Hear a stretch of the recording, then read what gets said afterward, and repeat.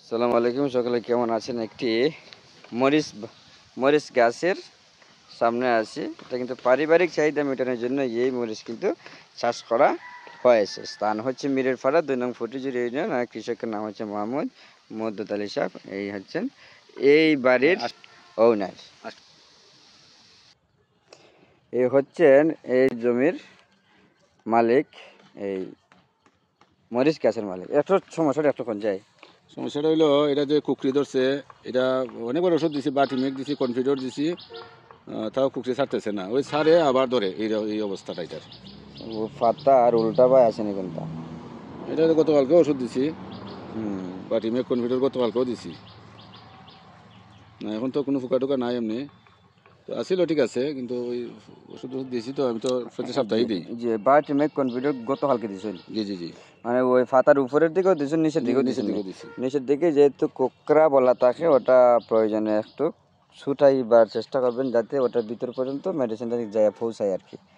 এটা যদি ভিতরে পর্যন্ত যায় না পৌঁছায়, দিতে মনে হয় 100% তো দেওয়া যায় না, তখন আপনি দিতে পারেন।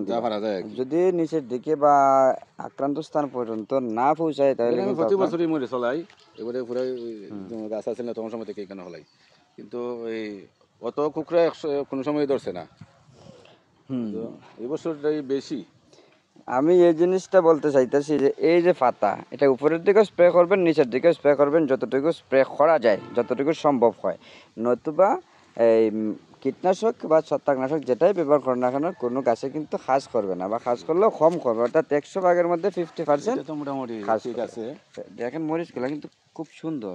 জাতের নাম কিন্তু আমরা জানি না, জাতের নামটা কইতে পারতাম না, তবে এটা খুব স্বাদের মরিচ। খালি স্বাদ, জাল আছে, জালও প্রচুর, জালের গন্ধই করতেছে।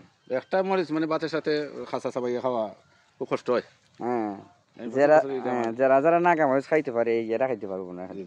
আমরা আমিও খাই, তবে কম খাই আর কি। আপনার কিন্তু নাগা মরিচের অনেক গাছও দেখুন। তবে আমি যে বিষয়টা আপনাদেরকে আমি পরামর্শ দিতে চাচ্ছি যে এই মরিচ গাছ এগুলা একটু ছায়াযুক্ত স্থানে কিন্তু চাষ করবেন। ছায়াযুক্ত স্থানে যদি মরিচ গাছ লাগান তাহলে কিন্তু মরিচের সমস্যা কম হবে, কুকরি কম হবে, কুকরির তেমন একটা কীটনাশক ব্যবহার করা লাগবে না।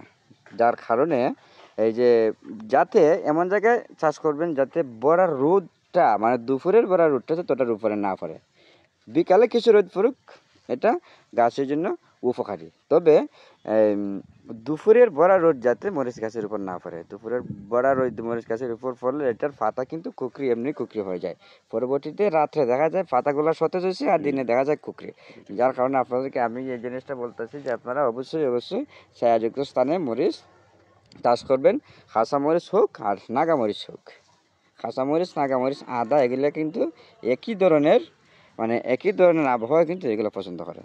এতক্ষণ সাথে থাকার জন্য ধন্যবাদ সকলকে।